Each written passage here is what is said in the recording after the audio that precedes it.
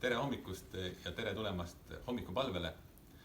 Ja ma alustan hommikupalvust piibli tekstiga. Loen ikka piiblist nagu tavaliselt hommikupalve alguses ja täna ma loen 5. Moosese raamatust 30 ja sealt lõpupoole.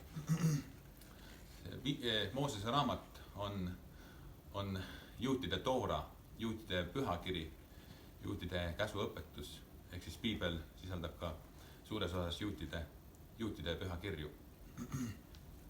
Ja ma loen.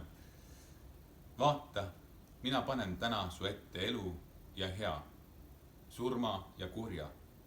Kui ma täna sind käsin armastada Issandat, oma Jumalat, käies tema teedel ja pidades tema käske, määrusi ja seadlusi, et sa võisid elada ja paljuneda, ja et Issand, su Jumal, õnnistaks sind sellel maal, kuhu sa lähed, et seda pärida. Kui su süda pöördub ja sa ei kuula, vaid lased ennast ahvatleda ja kummardad teisi jumalaid ning teenid neid, siis ma annan täna teile teada, et te tõesti hukkute. Te ei lähe või te ei ela kaua sellel maal, kuhu sa lähed üle Jordani, et minna seda pärima. Ma kutsun sind täna tunnistajaks teie vastu taeva ja maa. Ma olen pannud su ette elu ja surma, õnnistuse ja needuse. Vali nüüd elu, et sina ja su sugu võiksid elada, armastades Issandat oma Jumalat, kuulates tema häält ja hoidudes tema poole. Need on sõnad, mida Mooses oli Jumalalt saanud ja andis edasi Iisraeli rahvale, kui nad olid minemas Iisraeli maale. Ja ta hoiatas neid, et Jumal annab meile õnnistuse siis, kui me käime tema seaduste ja määruste järgi ja me läheme needusesse siis, kui me pöördume teiste jumalate poole ja kui me oma jumalast kinni ei hoia. Nagu me näeme, Iisraeli rahvas on tohutult kannatanud, meeletult kannatanud ja siin on ka kirjas, miks ta on kannatanud, sest ta on pöördunud oma jumalast mingitel eluhetketel siis ära ja ta on langenud siis selle karistuse alla. Aga see tekst käib ka meie kohta tänapäeval, et kui me hoiame Jumalast kinni, otsime talle kogu oma hingega, kogu oma mõistusega, kogu oma südamega, siis me võime saada osa Jumala õnnistustest ja eemale hoitud needustest. Aga läheme nüüd edasi laulude juurde ja laulame laulu esimeseks siis Me Issanda nimi on vägev kindlus.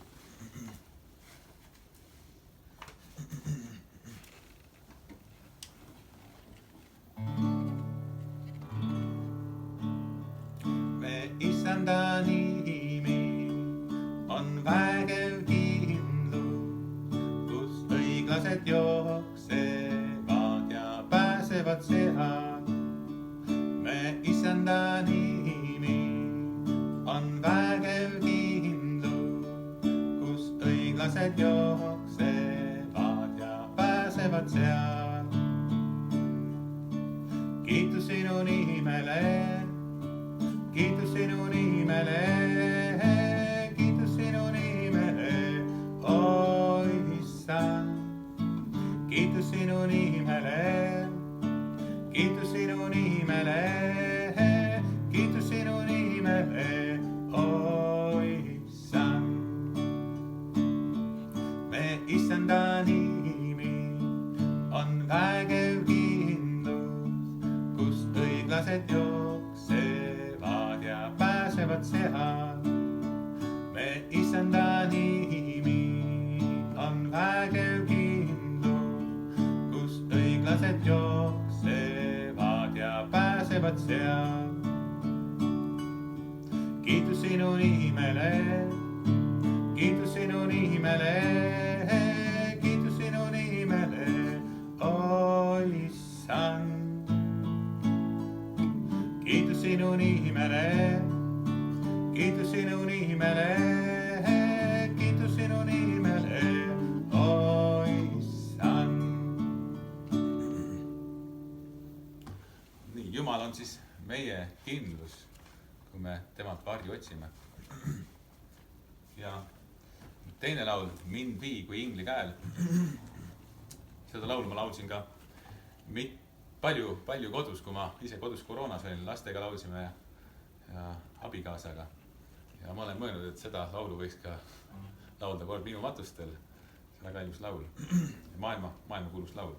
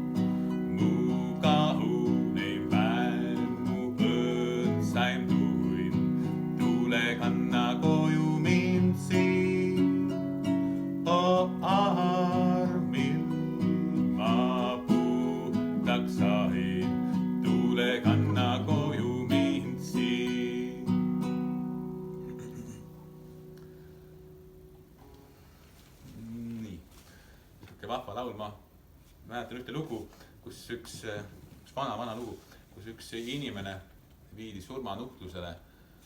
Ma saan, et elektritool tõenäoliselt see oli. Ja kui teda sinna viidi, siis ta laulis seda laulu, mind vii kui ingli käel, tule kanna koju mind siit. Ja ta oli saanud seal vanglas, kus ta oli saanud usklikuks. Ja see surmaminek ei olnud tal enam hirm ega kartus, vaid see oli teadmine, et ta peale siit maisest elust lahkumist ta läheb Jumala juurde. Ja see oli ka nagu mingis mõttes nagu rahu ja rõõm.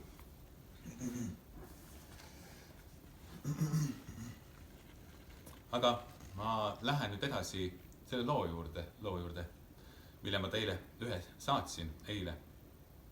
Ja lugu oli Ameerika katselendurist, kes katsetas uut lennukit, kui lennuki juhtimisseade üles ütles. Ees ootas kindel surm, kuid oli üks võimalus, mida sai proovida ja mis võis aidata. Lennukist välja hüpata. Nii ta tegi ja õnneliku juhusena kukkus ta meelemärkusetuna merre, kust üks kalapüüdja ta leidis ja haiglasse toimetas. Lenduril oli vaid üks valik, et pääseda ning tegutsemiseks aeg oli ülimalt lühike. Ainus võimalus võib olla ehk ellu jääda oli katapulteerumine, mis sellisel lennukiirusel tal lennukist välja lennates teadvuse võttis. See oli ime, et ta teadvuseta olekus vette kukkudes sattus kaluri lähedale. Ma nägin ka ühte videot eile, kus üks piloot rääkis, kuidas ta treeninglennul üle helikiirusel lennates kaotas õhusõiduki üle kontrolli ning viimasel hetkel enne maaba või veega kokkupõrget ta katapulteerus Lennukist välja lennates kiskus tuulevoog kiivri peast. Veresooned peas ja näol läksid katki. Vasak õlg tuli liigesest välja ja läks tagurpidi. Vasak jalg altpoolt murdus ning ta kukkus langevarjuga vette, kus ta tekkis tunne, nagu temast oleks rong üle sõitnud, et seal vees ta sureb. Selles lootusetus olukorras ta hüüdis Jumalat appi ning raskelt pingutades suutis ta end saada päästevahendi peale, mis koos temaga vette kukkus. 4 tundi hiljem jõudis esimene päästegrupp talle appi. Ka see ellujäämine oli suur ime, kuid see teine lugu aitab mõista, mis võib inimesega juhtuda, kui ta sellisel lennukiirusel katapulteerub ja miks võib ta kaotuse või teadvuse kaotada. Täna on maailmas palju inimesi, kes vajavad imet ja kellel lootus on kustumas. Enamik neist ei ole loodetavasti nii raskes olukorras kui need lendurid, et neil poleks alles enam ühtegi turvalist valikut. Raskuses hakkab inimene otsima kedagi, kellele toetuda. Haiguse käes vaevledes loodab inimene arstile ja saanud raske diagnoosi otsib ta arsti silmist lootuskiirt. Kas arst saab teda aidata? Kas arst annab talle lootust? Paljud eestlased loevad horoskoope, lootes sealt leida lubadusi õnnele või käivad ennustajate juurde. Nad viivad sensitiividele oma raha, et osta lootust ja kindlustunnet. Neil on igatsus, et keegi ütleks neile, mis on õige vastus. Milline tee tuleb valida, et kõik läheks hästi? Kust otsida, et leida oma kadunud lähedane? Kuidas saada korda suhted, mis on sassi läinud? Ja ennustajad püüavad neid aidata. Mõned neist on tõenäoliselt ka oma aitamissoovis siirad. Aga kõige inimlikumad neist on kõigest inimesed. Neil ei ole võimet pöörata saatusi. Nende käes ei ole inimese elu. Kui keegi päriselt saab aidata, on see Jumal, kes inimesel loonud. Ta ei ole käega katsutav. Me ei kuule füüsiliselt tema häält. Inimesel on mingis mõttes raskem usaldada Jumalat kui arsti või ennustajat, kellelt saab füüsilises mõttes käest haarata. Jumalale lootmine eeldab usku, et ta on olemas, et ta tahab aidata, et ta suudab aidata. Aga kuidas teada, kui tema kuulmine ja mõistmine on nii raske? Jumal ei ole jätnud meid päris tühjusesse. Meil on piibel, mida lugedes näeme, et Jumal on inimese käekäigust huvitatud ja ta tõesti sekkub, teeb imesid. Teest nii, nagu Jumal ütleb, ei saa me eksida. Raske muidugi alati mõista, mida Jumal ütleb. Siiski mõned üldisemad juhtnöörid, millest saab alati juhinduda. Esiteks püüa teha seda, mis on õige. Jumal ütles Iisraeli rahvale, et ta paneb nende ette elu ja surma, õnnistuse ja needuse. Ning neil on võimalik valida. Elu ja õnnistus järgivad neid siis, kui nad peavad Jumala käsku. Needus ja surm siis, kui ei järgi Jumala käske. Kõige olulisem oli kokku võetud 10 käsus. Jeesus aga võttis Jumala seadused kokku 2 käsku. Armastada Issandat oma Jumalat kogu oma südamega ja kogu oma hingega ja kogu oma mõistusega ja kogu oma jõuga. Teine on see, et armastama ligimeest nagu iseennast. Niimoodi käitus ka Joosep Vana Testamendi ajal. Kui vennad Joosepi orjaks müüsid, hakkas orjapidaja naine teda võrgutama. Ta ei läinud sellega kaasa ja ehkki olukord läks esialgu isegi hullemaks, läks lõpuks siiski kõik hästi. Ta armastas Jumalat kogu oma südamega, kogu oma hingega. Ja ta teadis, et ta ei tohi sellel naisel lasta ennast võrgutada. Et see on Jumala vastu eksimine. Ja ta läks kõik hästi. Teiseks, kui oled eksinud, palu Jumalalt ja inimestelt andeks. Pööra tagasi õige tee peale. Kuningas Taavet nägi kord kaunist abielu naist ja kutsus ta enda juurde.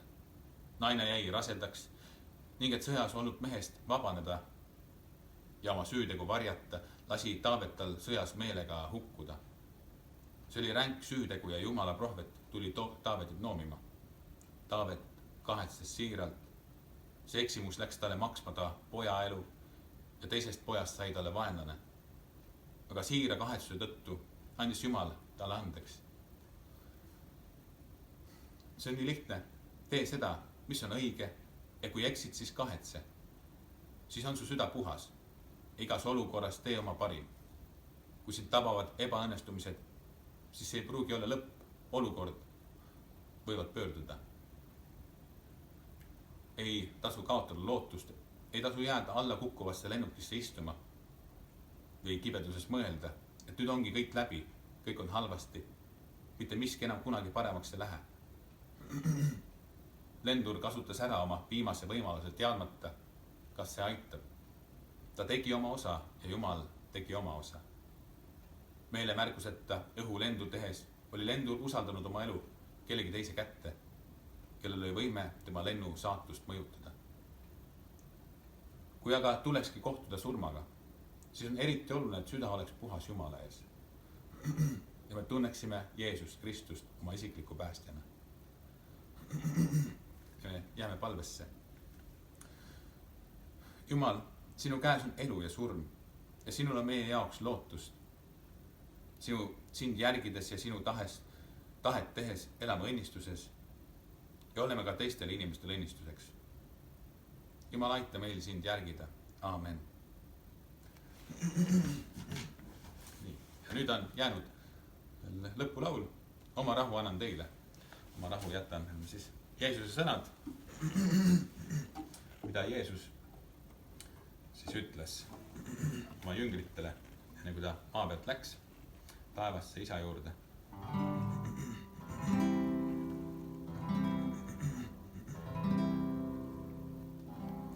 Oma rahu annan teile, oma rahu jätan ma,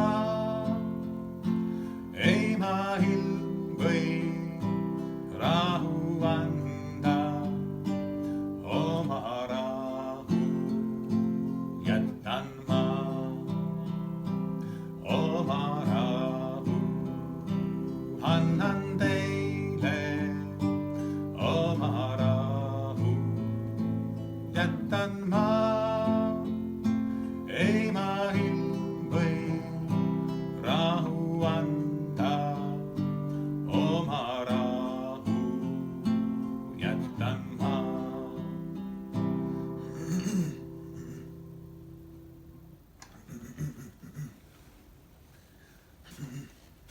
Ja üks lugu veel, huvitav lugu meenus, kus eile oli Kaitseliidu ja Kaitseväe peakaplani sisseõnnistamine Toomkirikus. Mind ennast seal kohal ei olnud, aga ma eile õhtul kuulsin sellest, kui oli vaimulike kogunemine Viimsis, kus ma kohal käisin. Ja seal räägiti sellest, kuidas Kaitseliidu juht, kes oli kunagi ka minu juht, Riho Ühtegi, oli rääkinud sellest, kuidas tema usule tuli. Ja üks usule tulemise moment oli see, kui ta oli Afganistanis. Ja seal parajasti oli kas Briti sõdur või üks sõdur oli haavata tugevalt saanud.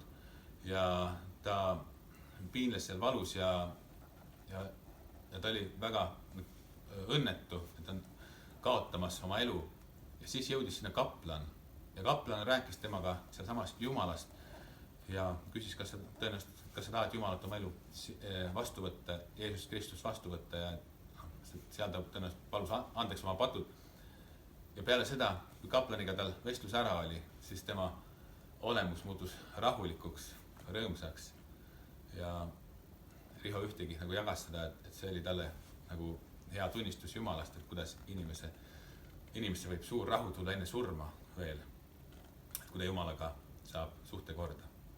Aga palume nüüd meie isa palve ja siis on õnnistussõnad. Meie isa, kes oled taevas, pühitsetud olgu sinu nimi.